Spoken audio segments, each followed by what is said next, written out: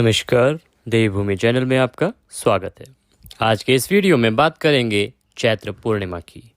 चैत्र पूर्णिमा 2024 में कब है, ये अप्रैल की किस तारीख को होगी, किस प्रकार से इसका व्रत किया जाए, पूजा की जाए और इसके नियम क्या हैं, किन नियमों का पालन करने से आपके सभी दुख दूर होते हैं।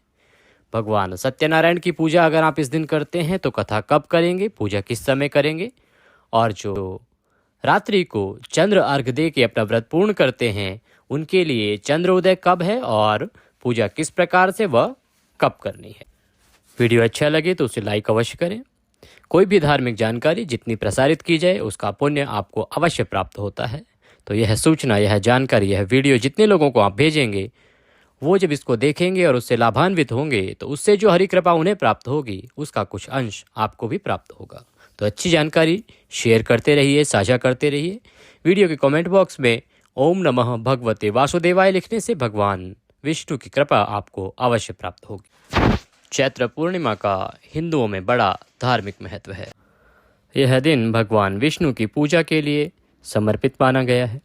ऐसा कहा जाता है कि जो लोग इस शुभ समय पर भगवान विष्णु की और चंद्रमा की पूजा करते हैं उन्हें मनचाही इच्छाओं का वरदान मिलता है। जिस भी किसी कामना से वो व्रत व पूजन करते हैं उनकी सभी कामनाएं शीघ्र ही पूरी होती हैं। इसे चैती पूजन के नाम से भी जाना जाता है क्योंकि ये चैत्र मास की पूर्णिमा होती है। और इस साल यह कब है ये बताएं, इससे पहले यह जानना आवश्यक है कि चैत्र पूर्णिमा पर आप किस प्रकार से भगवान सत्यनारायण की कथा करें, व्रत करें व पूजन करें। चैत्र पूर्णिमा जिस दिन आप व्रत रख रहे हैं उस दिन आपको सूर्योदय से पहले अवश्य ही उठ जाना चाहिए। नियम है कि आप ब्रह्म मुहूर्त में उठें, पर सभी के सामने भिन्न भिन्न प्रकार की परेशानियां होती हैं, तो आप सूर्योदय से पहले अवश्य उठ जाएं। और उठने के बाद स्नान आदि करने के बाद सबसे पहले सूर्य को जल दें।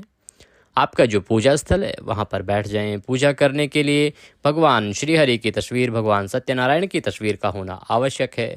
आपके मंदिर में अगर पहले से है तो उत्तम है, नहीं है तो एक कोई चौकी लें, उस पर पीला वस्त्र बिछाएं। उसको बिछा के वहाँ पर पुष्प के रूप में भगवान को आसन दें और उस पर भगवान सत्यनारायण की कोई तस्वीर या प्रतिमा स्थापित करें। उसके बाद भगवान को अभिषेक कराएंगे। अभिषेक आप पंचामृत से करा सकते हैं। अगर आपके पास कोई इस प्रकार की प्रतिमा है जिसको स्नान कराया जा सकता है तो आप पंचामृत बनाएं। घी, दूध, शहद, दही और शक्कर, इन 5 चीज़ों से मिलकर पंचामृत बनाएं और उससे भगवान का अभिषेक कराएं। फिर पुनः शुद्ध जल से अभिषेक कराएं, उनको साफ वस्त्र से पोंछें और रोली कुमकुम आदि का तिलक लगाएं। अगर आपके पास कोई तस्वीर है तो आप शुद्ध जल से सांकेतिक स्नान करा सकते हैं। एक लोटा या ग्लास लीजिए, उसमें थोड़ा जल लीजिए, जल में थोड़ा गंगा जल मिला लीजिए और उसके बाद उसे भगवान सत्यनारायण का स्नान कराइए। स्नान कराने के लिए 2 उंगलियों से या किसी पुष्प से भगवान को छींटे दीजिए। सांकेतिक स्नान इसे कहा जाता है। छींटे देने के बाद एक साफ सुथरे कपड़े से उनको पोंछिए। रौली कुमकुम आदि का तिलक लगाइए। तिलक लगा के भगवान को पुष्प अर्पित कीजिए। माला आपके पास है, माल्यार्पण कीजिए। घी का दिया जलाइए, धूप जलाइए। वस्त्र के रूप में मौली, जो आप कलावा धागा जो आप अपने हाथ में बांधते हैं, उसका एक छोटा टुकड़ा तोड़िए और टुकड़ा तोड़ के भगवान को वस्त्र के रूप में अर्पित कीजिए। आपके पास अगर पान का पत्ता, लौंग, इलायची, सुपारी है तो उसका बीड़ा बनाइए और वह भी भगवान को अर्पित कीजिए।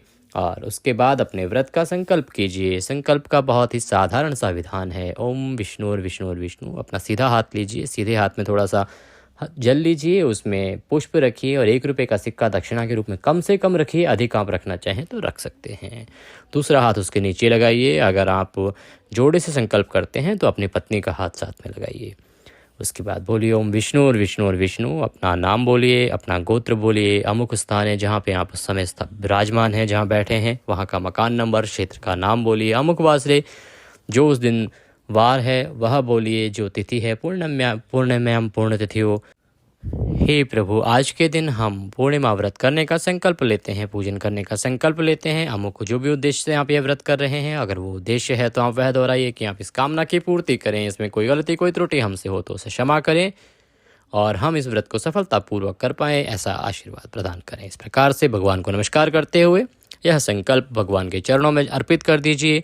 उसके बाद आप भगवान सत्यनारायण की कथा करेंगे। कथा करने के लिए आपके पास कथा है तो उत्तम है, कथा नहीं है तो हमारे चैनल पर प्रति पूर्णिमा पर सत्यनारायण भगवान की कथा सुनाई जाती है, तो आप वहां पर भी हमारे चैनल पर भी कथा सुन सकते हैं। चैनल को सब्सक्राइब नहीं किया है तो सब्सक्राइब कर लीजिए, क्योंकि सभी जानकारियाँ, धार्मिक जानकारियाँ कि कौन सी तिथि कब है, कथा किस प्रकार से करनी है, क्या कथा है, वो सभी जानकारियाँ आपको समय से पहले हमारे चैनल देवभूमि पर बताई जाती हैं, प्रसारित की जाती हैं। तो इससे आपके कोई भी व्रत और त्यौहार छूटता नहीं है, समय से आप उसकी तैयारी कर सकते हैं। भगवान सत्यनारायण की कथा के लिए आप हमारा दूसरा वीडियो देख सकते हैं, लिंक आपको डिस्क्रिप्शन में दिया गया है। भगवान सत्यनारायण की कथा सुनने के बाद आरती करेंगे, भगवान को भोग लगाएंगे। भोग में आप जो आटे की पंजीरी बनाई जाती है, आटा, शक्कर, थोड़ा सा घी मिला के, और उसमें थोड़े केले तोड़ के डाले जाते हैं, काट के डाले जाते हैं, और पंचामृत बनाकर भगवान का भोग लगाया जाता है। भगवान को भोग लगाइए, आरती कीजिए, उसके बाद दैनिक कार्यों में लग जाइए। अगर आप चंद्र व्रत करते हैं तो भगवान की सुबह पूजा करने के बाद आप रात्रि को चंद्रमा को अर्घ देंगे। अर्घ देने के बाद चंद्रमा से निवेदन करेंगे और उसके बाद अपने व्रत को पूर्ण करेंगे। अब बात आती है कि जो चैत्र पूर्णिमा है उस पे स्नान दान का क्या नियम है। स्नान दान के लिए देखिए, चैत्र पूर्णिमा पर स्नान दान करने से आपको बहुत अधिक पुण्य की प्राप्ति होती है। इसीलिए हो सके तो आप किसी ब्राह्मण को बुलाइए, उन्हें भोजन कराइए, उन्हें दान दक्षिणा दीजिए, किसी गरीब के यहाँ पे जाइए, उनको जो आवश्यकता है उस प्रकार से दान दीजिए। गर्मी का मौसम है, आप पानी के लिए कहीं प्याऊ लगा सकते हैं, पानी का प्रबंध कर सकते हैं, लोगों को पानी का दान दे सकते हैं, पानी पिला सकते हैं। हो सके तो आप भोजन कराएं, गरीबों को दान दें। अन्न आदि का दान बहुत उत्तम माना गया है। अगर आप कुछ भी ना कर सकें ऑफिस की व्यस्तताओं के कारण या किसी भी व्यावसायिक कार्य में व्यस्तता के कारण, तो आप सिर्फ इतना कीजिए कि आप डेयरी से थोड़ा सा दूध लीजिए, कुछ केले लीजिए या कुछ बिस्किट लीजिए, उसके साथ दक्षिणा रखकर किसी ब्राह्मण को दान दीजिए। मंदिर में जा सकते हैं तो उत्तम है, मंदिर में दान दीजिए, भगवान को प्रणाम कीजिए। बिना व्रत के भी आपको भगवान श्रीहरि, भगवान सत्यनारायण की कृपा प्राप्त होगी और आपकी सभी परेशानियां अवश्य ही दूर होंगी।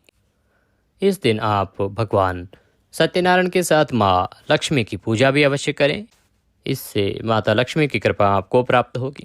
पवित्र नदियों में स्नान करने से आपके सभी पाप धुल जाते हैं और भगवान की कृपा और ईश्वर की आपको अवश्य ही कृपा प्राप्त होगी। जितना अधिक समय हो सके भगवान के ध्यान में बिताइए, पूजा पाठ में बिताइए और ब्रह्मचर्य का पालन करते हुए अपने दैनिक कार्यों को कीजिए।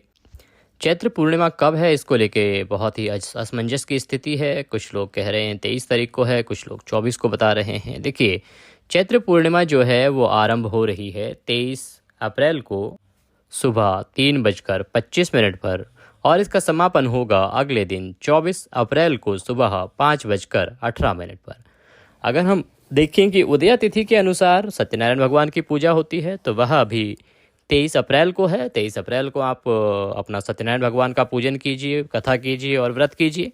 अगर आप चंद्रमा व्रत करते हैं, चंद्र अर्घ देके और व्रत पूर्ण करते हैं, तो वह भी 23 अप्रैल को ही होगा, क्योंकि रात्रि को चंद्रमा को अर्घ दिया जाता है और 23 अप्रैल को ही रात्रि को पूर्णिमा रहेगी। इस प्रकार से पूर्णिमा जो चैत्र पूर्णिमा है उसके दोनों ही व्रत 23 अप्रैल को रखे जाएंगे। 23 अप्रैल को चंद्रोदय होगा 6:49 पर, तो उसके बाद आप समय से अर्घ दीजिए, चंद्रमा को अर्घ दे के अपना व्रत पूर्ण कीजिए।